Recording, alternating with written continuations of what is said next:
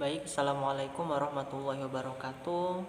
Perkenalkan, nama saya Rofik Nurgian Cesar Fajri.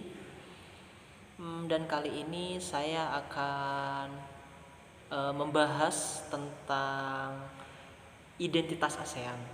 Nah, untuk lebih menariknya pembahasan kita pada pagi hari ini, saya akan mengundang seorang narasumber. Dia adalah seorang akademisi dari Universitas Sulawesi Barat. Dia akan kita tanya-tanyai, kita akan wawancarai dia terkait dengan ASEAN Identity atau identitas ASEAN. Oke, saya akan menyapa beliau ya. Halo, selamat pagi Kak Alivia Alvira. Selamat pagi, Kak.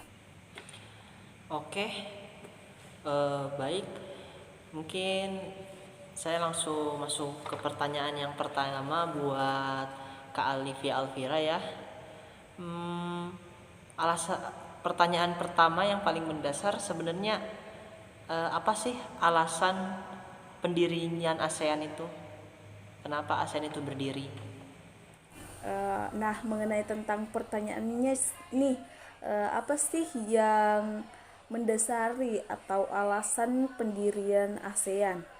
Nah, pendirian ASEAN ditujukan untuk mengikhtiarkan ekonomi atau perkembangan sosial dan budaya dalam semangat kemitraan dan kesetaraan, serta mengupayakan perdamaian stabilitas regional dengan menghormati prinsip keadilan dan hukum, serta mengupayakan juga kerjasama antara anggota dan kepentingan-kepentingan bersama.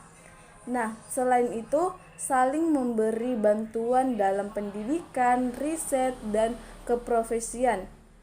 Nah, ASEAN didirikan untuk menjalin kolaborasi dalam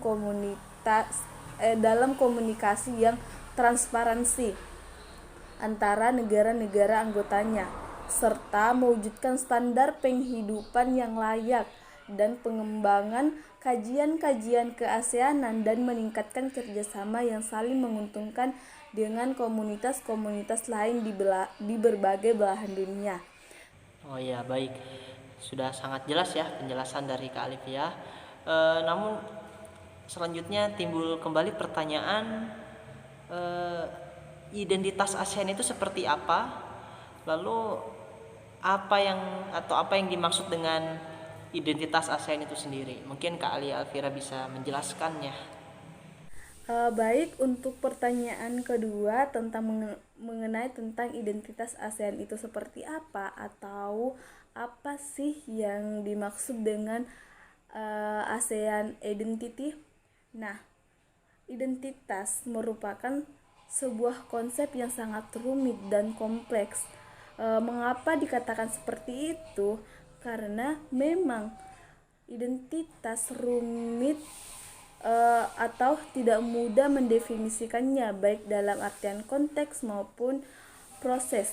Nah, mengingat berbagai konteks dan variabel yang saling bertemali atau saling berkaitan. Nah, dikatakan kompleks di sini karena istilah identitas bersifat multicated dan hierarkis personal, sosial, relasional, dan material, atau menyangkut peran, kedudukan, dan afiliasi lembaga, atau melibatkan dinamika emosional dan alam pikiran pelakunya yang senantiasa berubah dan bergerak antara doing dan being. Nah, identitas identitas ASEAN tersebut ter apa tertuang pada motonya, atau dalam moto ASEAN adalah one vision, one identity, one community. Nah, rumusan identitas ASEAN seperti seperti ini, diniatkan untuk mencapai strategi objektif, khususnya dari segi kebudayaan.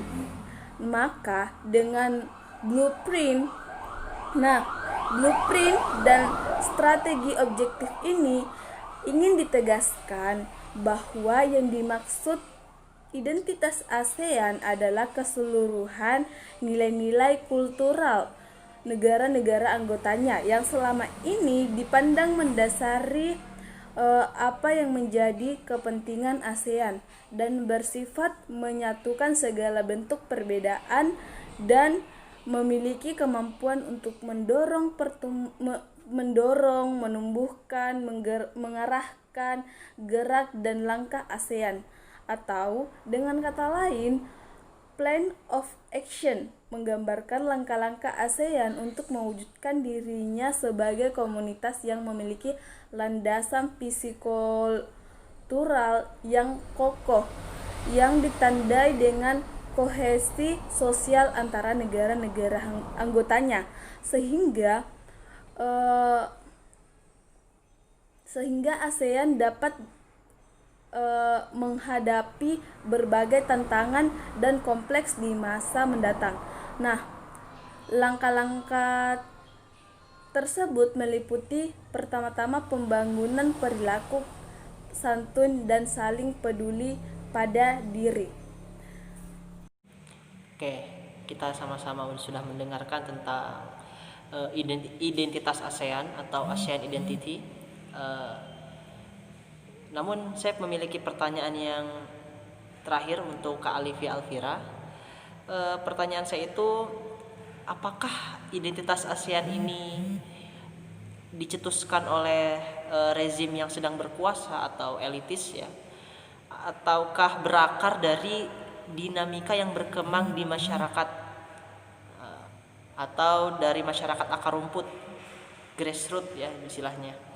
Nah, ataukah nilai-nilai kultural tersebut akan mengadopsi nilai-nilai barat, atau nilai-nilai kultural di ASEAN itu akan mengadopsi dari peradaban bangsa-bangsa yang berada di negara-negara di Asia Tenggara itu.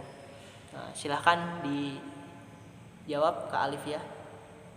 Nah, untuk pertanyaan itu seperti ini teman-teman. Bila persoalan tentang nilai-nilai kultural ini dianggap dengan baik oleh masyarakat ekonomi ASEAN, atau jelas apa yang dimaksud dengan identitas ASEAN, Unity in Diversity, sebagai konsep nilai yang mengandung dua pengertian yang saling menentang namun melengkapi satu sama lain, seperti arti dari unity yang bersatu padu dan diversity bercorak ragam.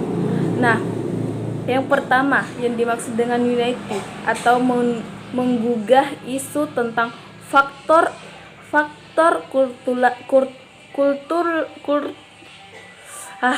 kultural apa saja begitu. Apa saja yang secara intern menjadi kekuatan atau penyatu masing-masing negara anggota ASEAN. Dan selanjutnya yang kedua mengenai tentang diversity yang menggugah isu tentang faktor-faktor kultural apa saja yang secara disentif membedakan namun memperkaya atau memberdayakan masyarakat ASEAN sebagai komunitas regional yang khas. Selanjutnya mengenai tentang pencarian identiti atau identitas, ini sangat menarik untuk dicermati bagi bangsa Indonesia khususnya. Mengingat bangsa Indonesia adalah negara anggota ASEAN yang bukan hanya memiliki peran sebagai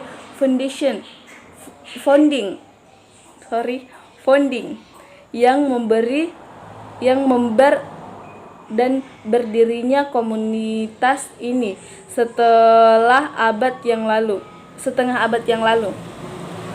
Namun, ini juga memperlihatkan kiprah yang strategis sepanjang perkembangannya hingga kini.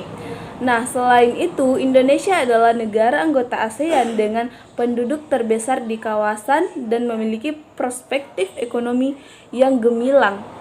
Nah, membahas tentang identitas ASEAN tanpa menyebutkan kontribusi Indonesia dalam kewacanaannya adalah hal yang mustahil, karena Indonesia semestinya hadir memimpin wacana identitas ini. Namun, tampaknya Indonesia sendiri tidak cukup tegak menghadirkan dirinya ketika itu, yakni ketika ASEAN menginjak usia 30 tahun, disebabkan oleh berbagai persoalan dalam negeri yang terjadi sehingga pecah reformasi di tahun 1998. Nah, persoalan-persoalan ini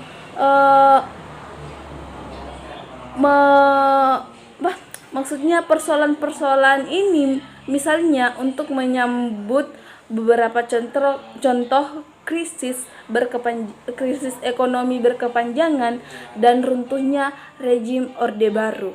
Nah, yang menjadi pendukung utama berdirinya ASEAN adalah jatuhnya wibawa hukum dan meluasnya ketidakpercayaan rakyat terhadap lembaga-lembaga negara, seperti lepasnya Timur Timur, kohesi sosial yang rentan terhadap ancaman konflik horizontal.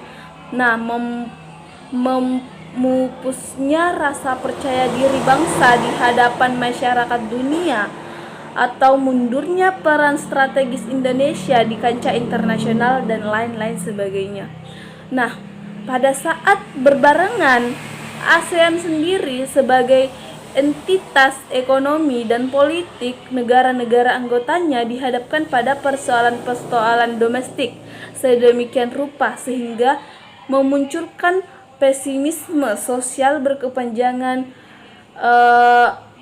serta mengikis solidaritas ASEAN dalam ikhtiar menemukan identitas kulturnya.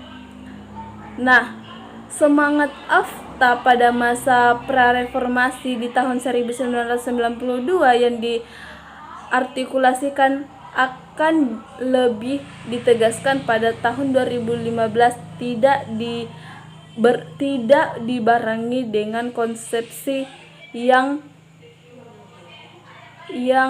identitas kulturalnya menjadi fondasinya. Baik, terima kasih pada Kak Alifia Alfira atas banyak sekali ilmu yang telah disampaikan kepada kita. Oke, mungkin cukup sekian perjumpaan kita pada pagi hari ini. Saya ucapkan terima kasih. Assalamualaikum warahmatullahi wabarakatuh.